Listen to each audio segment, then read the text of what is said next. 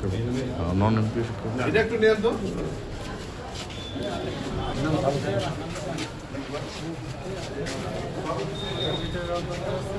আপনি আমাদের এই স্মারকলিপিটা আজকে মাননীয় প্রধানমন্ত্রী দপ্তরে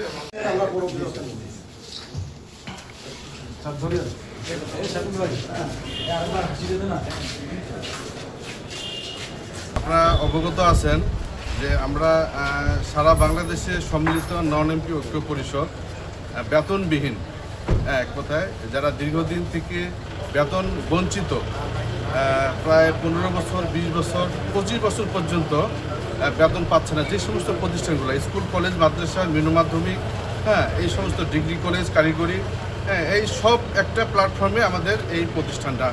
আমরা দীর্ঘদিন সরকারের কাছে দাবি জানাচ্ছি, এর আগে তত্ত্বাবধায়ক সরকারের কাছে আমরা দাবি জানাইছি। দাবি জানার পরে আমাদের জাতীয় প্রেস ক্লাব ঢাকা আমরা আন্দোলন করছি 17 দিন, 3 দিন। দীর্ঘদিন ধরে আমরা অবহেলিত। আমাদের পঞ্চগড়ে প্রায় 67টি প্রতিষ্ঠান আমরা অবহেলিত অবস্থায় আছি।